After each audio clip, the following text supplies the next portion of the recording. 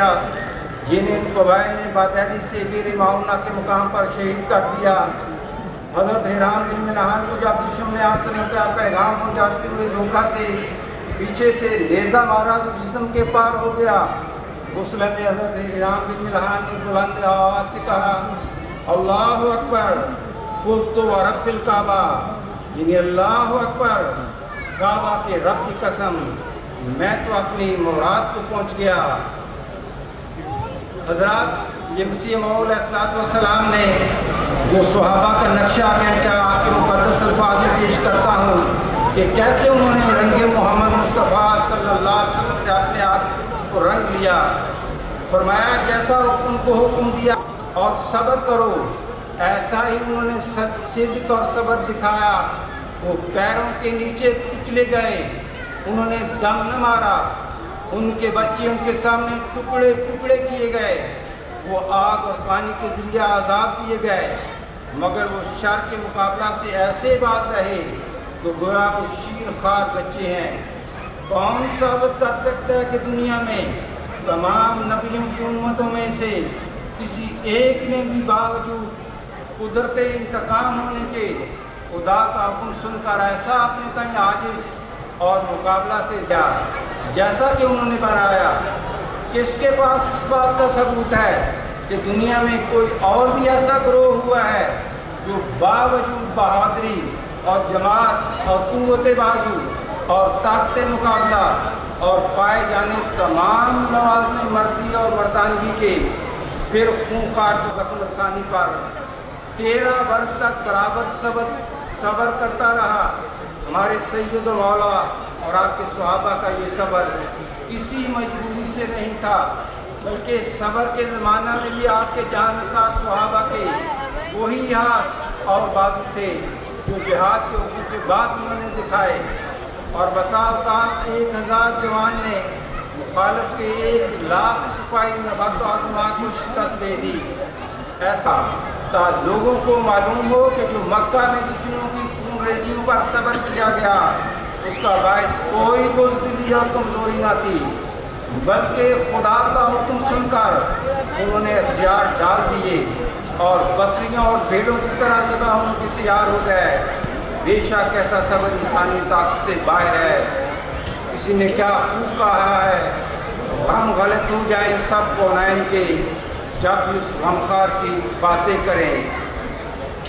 حضرات، خاکسار اپنی گزارشات کو حضرت مسیح موعود علیہ السلام کے 2 ارشادات پر ختم کرنا چاہتا ہے، اس لیے کہ یہ مضمون بیان کرنے کا مقصد بھی وہی ہے۔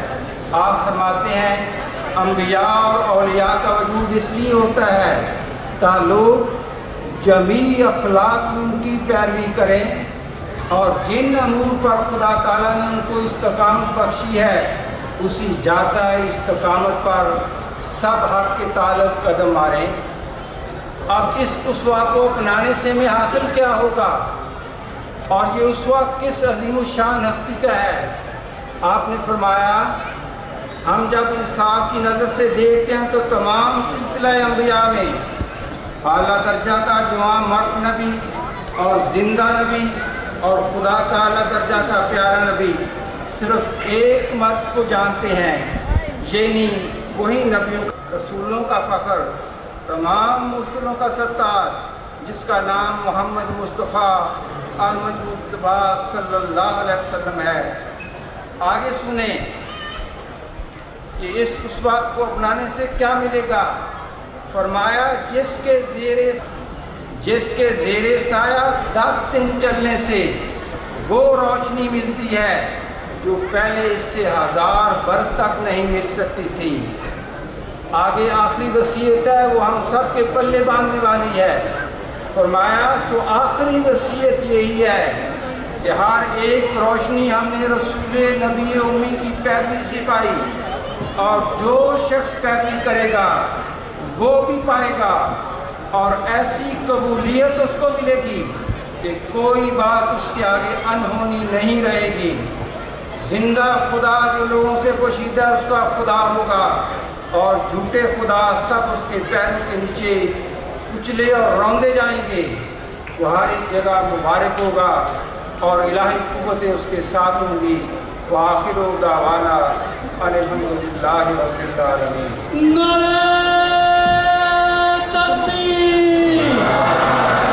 اسلام احمدیت، حضرت محمد مصطفیٰ، حضرت خاتم الانبیاء، محسن انسانیت، رحمت للعالمین، غلام احمد کی خلافت احمدیہ، حضرت امیر المومنین، حضرت خلیفۃ المسیح الخامس، خلافت احمدیہ. نعرہ تکبیر. Ich bräuchte ganz kurz Ihre Aufmerksamkeit. Einer nachher auf Urdu übersetzen. Mukarram Rana Ilyasab lässt bekannt geben, dass Rana Nasser, der aus Italien gekommen ist als Gast, der soll sofort zum Auto gehen und seine Frau dort aufsuchen. Da gibt es anscheinend Gesundheitsprobleme. Also Herr Ranassab soll dringend zum Auto gehen, auf den Parkplatz zum Auto des Autos. Können Sie das auf Urdu nochmal sagen?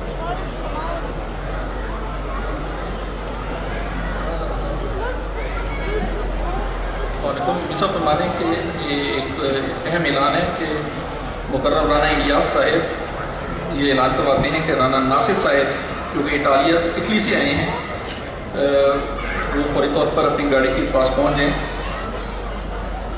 Okay, denn Dauzab als National Secretary Haja wird jetzt gleich zwei ehrenwerte Gäste vorstellen.